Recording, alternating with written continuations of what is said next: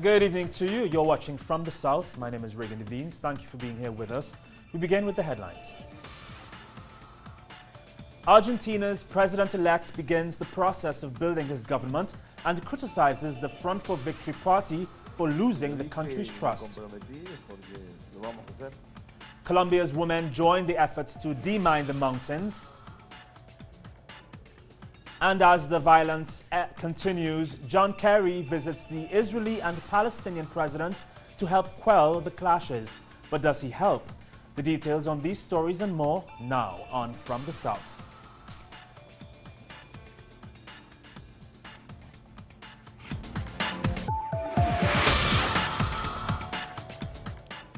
Argentina's president-elect Mauricio Macri has already started to name his new government, set to take office on December 10th. He's appointed UN Secretary-General Ban Ki-moon's Chief of Staff, Susana Marcoro, as his new Foreign Affairs Minister. On Monday, Macri held his first press conference after winning Sunday's elections, where he outlined a series of measures that he plans to implement when he takes office.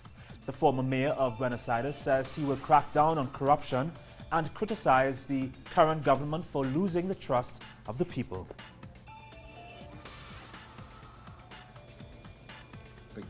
Macri also spoke about the economy. He announced that he will change the currency exchange system to set a fixed rate. But the president-elect mainly focused on foreign policy. He announced his plan to build much closer ties with the neoliberal Pacific Alliance, which includes Peru, Chile, Mexico and Colombia. He further said that he will try to have Venezuela suspended from the Mercosur trading bloc, alleging that the government there violates human rights. Ahead of parliamentary elections in Venezuela, the opposition has again refused to sign an agreement to respect the results issued by the National Electoral Council. This time, the document was proposed by UNASUR. The regional body, which gathers all South American nations, sent a group of experts to ensure transparency ahead of and during the polls on December 6th. The opposition's rejection of the proposal has raised fears that it may not recognize the final result and instead result to violence, as it has done in the past.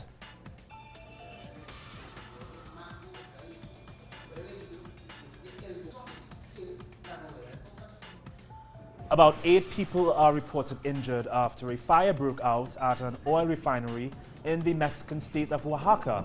Reports there say that there was a mid-morning explosion and some 200 people were evacuated from the plant belonging to Pemex, the state oil control company. Schools nearby were also evacuated as a precautionary measure. By afternoon, the plant's operations were back up and running. 7 people are killed in Mexico every day and dozens more suffer other forms of gender violence. This is according to a report by the National Statistics Institute released this Tuesday, one day ahead of the International Day Against Violence Against Women. More on this with Telesur's Clayton Khan. Mexico's National Institute of Geography and Statistics, or INEGI in its Spanish initials, produced a report yesterday that estimates that 7 women were killed daily between 2013 and 2014 in the country. And the report, titled Statistics with Regard to the International Day to Eliminate Violence Against Women, which, as the name states, is to commemorate tomorrow's events, contextualizes the crisis in Mexico's generalized violence that has been focused on women. Now, the report also underscored that 63 of every 100 women have been the target of some kind of gender-based violence, whether it be from labor discrimination all the way to physical attacks. Also, the report highlights the alarming reality that girls, adolescents, and young women represent 70% of the women murdered in recent years.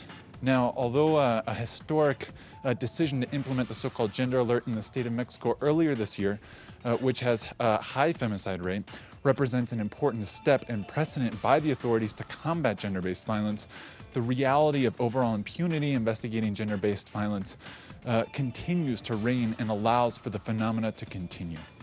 Now, according to conclusions of the INEGI report, over the past 15 years, violence towards women has become systematic and generalized to a point where the ebbs and flows of organized crime-based violence seems to not be a determining factor. This is Clayton Khan reporting for Telesur here in Mexico City. Landmines are still a problem in Colombia, even after reports this year to find them all and to deactivate them. Now, Colombian women are contributing to the demining process. About 15 women who are part of the Halo Trust organization have been participating in the efforts in the Antioquia Mountains. All of them volunteered for the task after seeing their family members and friends fall victim to mines. They have already deactivated a variety of chemical and booby-trapped mines, including some containing up to 2.5 kilos of explosives. When a mine is detected, it is neutralized with a disruptor cannon of pressurized water. At first, it's quite scary entering an area with mines, but you gain experience, and it is a simple job once you have the capacity, the training, and you know what you have to do. If you do things with the security measures they taught us, then there is no reason for anything to happen, no accident, and nothing strange. The Colombian authorities have detained 13 Cuban migrants and 14 African migrants who were reportedly on their way to Panama. Many have been daring to face the dangerous Panamanian mountains in an attempt to travel north to the United States. Cubans have also been trying to reach the United States before anticipated changes to U.S. immigration policy. Colombian statistics reveal that thus far, 564 migrants have been detained in 2015. Health workers in Peru are continuing an indefinite strike launched last week. The workers tried to reach the Peruvian parliament on Tuesday morning, where the 2016 budget was being voted on. However, police clashed with the demonstrators and blocked their advance. The workers are demanding better working equipment and higher wages. They're also denouncing significant budget cuts in the government's budget bill. The health workers are not the only ones challenging Peru's government. One of the reasons for the discontent of Peruvians has to do with the high price of cooking fuel for the great majority of citizens. Telesur's Rafael Mora explains. Like most Peruvians, Marlene Santos depends on propane gas to cook. She has 3 children and cooks 3 meals a day for them. The cost of this source of fuel in Peru is one of the highest in the region. Right now, we are in a difficult economic situation. Then gas runs out fast, and it is something indispensable that we need to buy one way or another, and it is affecting us very much. During elections, President Humala promised Peruvians to provide them with access to the 4 times less expensive natural gas widely available in the country, but instead, a great deal of this source of energy is exported. The interest of the country is not only in possessing cheap natural gas like nowadays, but also in spreading its use nationally, because it is that way that it enters the economy. Peru has been favoring exports instead of national development since the neoliberal system was set up in the 1990s. President Humala promised to make changes, but once in power has not taken concrete actions, and Peruvians have generally become disillusioned with his government. Rafael Mora, Telesur, Peru. The government of Chile has named former Secretary General of the OAS, Jose Miguel Insulza, to defend the country at The Hague regarding the maritime conflict with its neighbor Bolivia. Insulza will replace lawyer Felipe Bulnes in the second phase of Chile's defense at the International Court of Justice. The proceedings started in 2013 when Bolivia appealed to the ICJ to force Chile to negotiate over its claim to access to the sea. The ICJ declared its competence on the issue, which was seen as a victory for Bolivia. The Chilean defense must present a counter-argument in July next year. And the government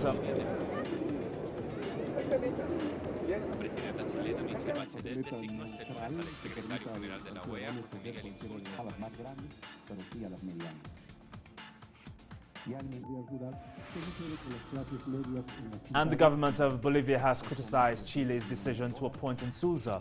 Bolivia's Vice President Álvaro García Linera says that, quote, Chile's strategy is full of more and more contradictions in conflicts that get bigger because instead of sticking to the law, they go with lies and abuses, end quote.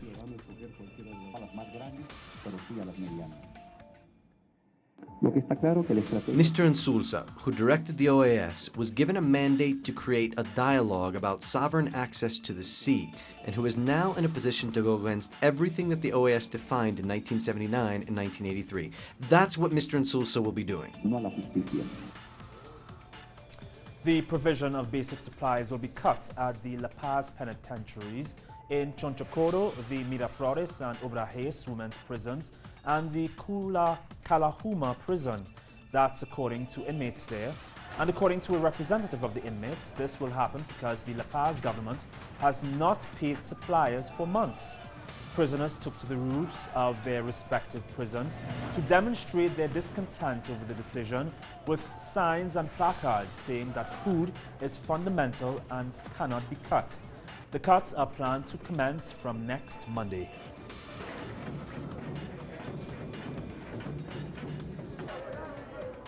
And here's a look at what's coming up.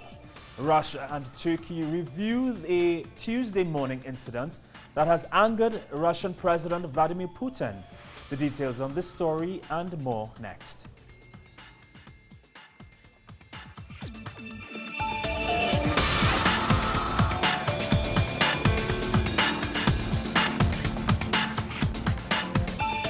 Discover Latin America and the world in our programs.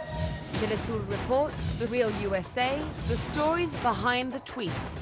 Ataman, Lives, Know Your Body, Open Files. Exposing the conflicts that affect our people. Compelling personal stories and the most controversial events. See it all on telesurtv.net in English. Telesur. Wherever the news, you'll be there. Day by day, they're in the street with one mission: change the world through their actions. This is a different type of program, a conversation. The perspective you won't find in traditional media can be found on The Laura Flanders Show. Watch it on telesurtv.net/English. Telesur, wherever the news, you'll be there.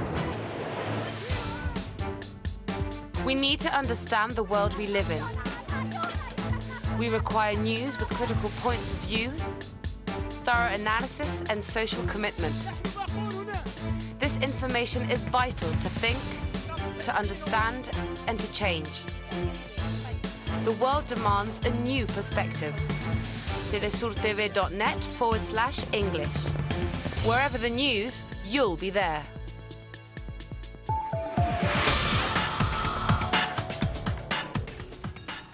French police have freed a couple and 3 children who had been held hostage by 5 armed men near the border with Belgium. The area was blocked off after witnesses reported hearing rifle shots. One of the hostage takers has been killed and another is in police custody. Several people have been reportedly injured. The attack is said not to be related to the recent terrorist attacks in Paris. This latest incident comes as Belgium has extended its highest security threat level for another week. The authorities are still searching for the key suspect in the Paris attacks, Salah Abdeslam. The November 13th Paris attack led to the deaths of 130 people and prompted French President François Hollande to escalate attacks against Daesh in Syria. The Belgian authorities believe that an attack similar to that in Paris may be imminent. We share the same trust and freedom. Those were the words by François Hollande, France's president, when he visited the United States to meet with President Obama to discuss the way forward in dealing with Daesh. It is believed that Hollande is hoping to take a unified fight to ISIS's door. Earlier this week, he met with British Prime Minister David Cameron, and he has planned meetings with the German Chancellor Angela Merkel and Russian President Vladimir Putin later this week. President Obama says that the US stands in total solidarity with France, adding that, quote, "We cannot succumb to fear," end quote. All right.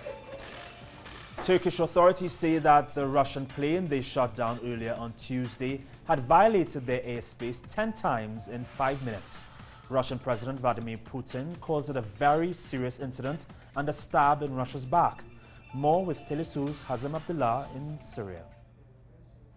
Turkish officials have said that their warplanes downed the Russian jet near the Syrian border after entering Turkish airspace. However, the Russian Defense Ministry insists that the jet was shot down inside Syrian airspace, denying Ankara's accusations. Turkey has covertly backed terrorists on the ground. It's opened its borders for them, and today it has unjustifiably shot down a Russian jet. It might as well be that Turkey followed orders from its U.S. allies, or that this is a desperate move by President Erdogan, who has lost influence on the battlefield. What will happen after the downing of the jet? I think it will have a resounding effect for all sides. The Russian Defense Ministry announced in a statement that the plane was flying at a height of 6,000 meters. The statement continued, "We also are working to clarify the circumstances of the crash," emphasizing that the plane was flying over Syrian territory all the time, and this is recorded by electronic monitoring. We can say that this action carried out by Turkey is an attempt to drag Russia into war with NATO. The incident happened in the Syrian border about 4 kilometers from the Turkish border, and it comes at a time when many are pointing out that the West has lost its role since the Russian air campaign began, helping the Syrian army to make significant gains, especially in the north of the country. The Russian president described the incident as a step in the back and clarified it would respond to the Turkish attack. NATO said it is monitoring the situation closely and it has called for an extraordinary meeting. The tense situation is dominating the news. What happened next is likely to be decisive for the future of the world affairs. Hazem Abdullah, Telesur, Syria. And the United States took the opportunity to respond to the incident, which threatens serious consequences for the relations between Turkey and Syria. However, the U.S. says that the airstrikes in Syria are unaffected by the recent developments. So again, this is the sloppy military work.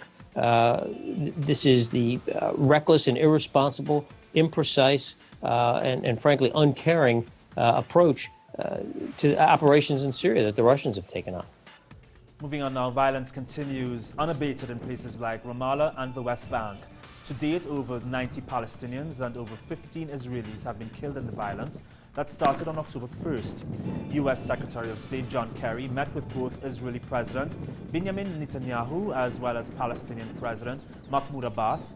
And although he expressed strong support for Israel, one of the objectives of his visit was to calm the tensions in the region. Images of young men using slingshots to direct rocks at who they say are their Israeli oppressors have dominated the media as the intifada continues. However, Palestinian women also play a pivotal role in this. Telesur's Noor Harazin explains. The Palestinian woman has always played a key role in performing unique acts of bravery against the Israeli occupier throughout history.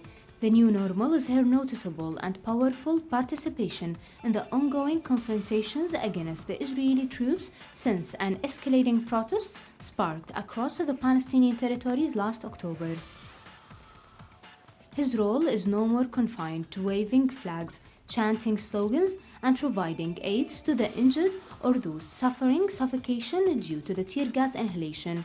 Yet, she is being observed at the front lines, masked with a checkered kufiya, either attacking Israeli settlers, throwing stones or Molotov cocktails at the Israeli soldiers, regardless of her age, color, social level, and political affiliation.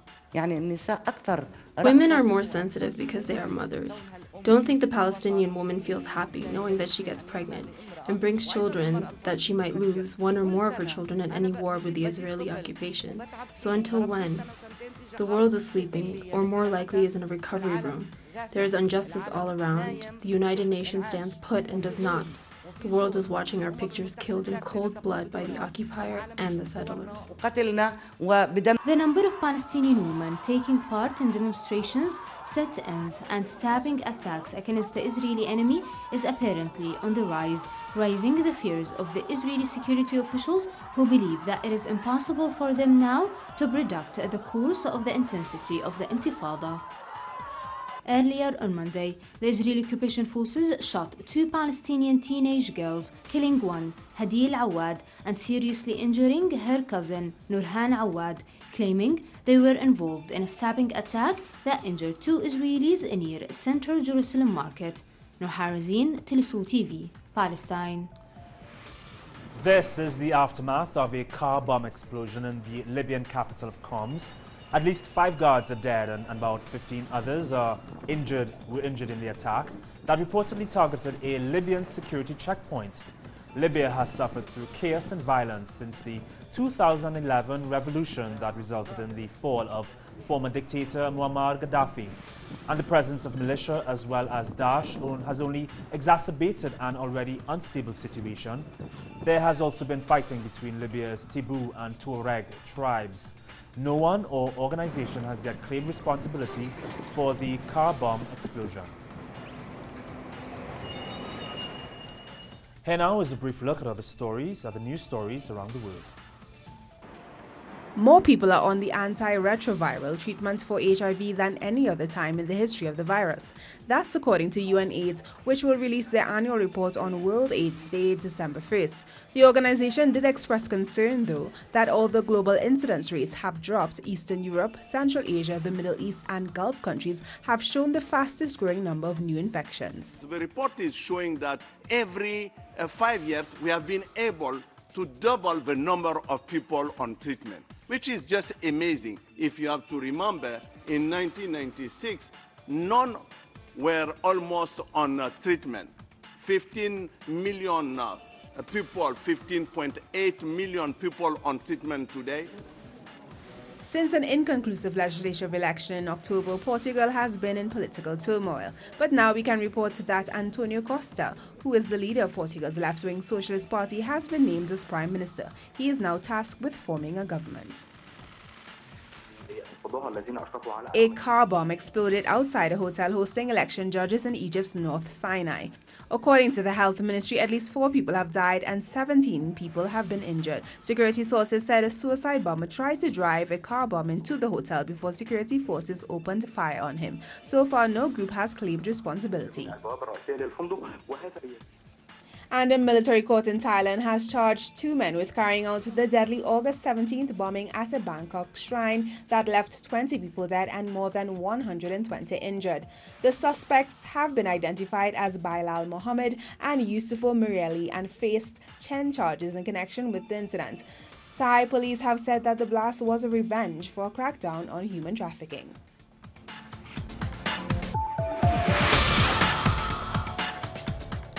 A cocky Tyson Fury said that his upcoming fight against world boxing heavyweight champion Ukrainian Vladimir Klitschko will be one of his easiest fights yet. What was Klitschko's response? Well, he just looked on at the British boxer and kept a blank and undistracted stare, saying that Fury's seeming overconfidence is proof of his nervousness. This coming Saturday in Germany, Klitschko is set to defend his WBA, WBO, IBF and lineal heavyweight titles against Fury, who is currently undefeated at 24-0.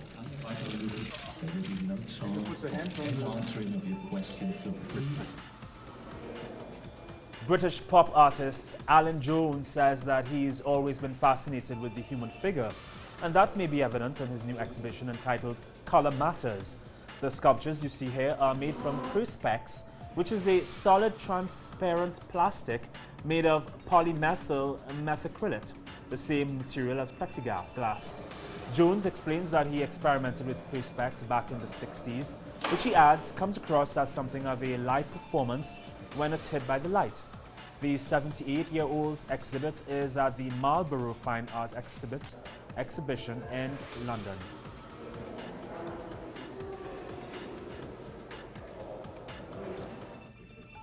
Of course, please feel free to join us on Instagram, Twitter and on Facebook for more on these and other stories. And for more in-depth analysis and stories, you can go to our website, telesurtv.net/English. From our newsrooms in Quito, Ecuador, and right here in Caracas, Venezuela, my name is Regan Devines. Have a great evening. We'll see you tomorrow. Bye.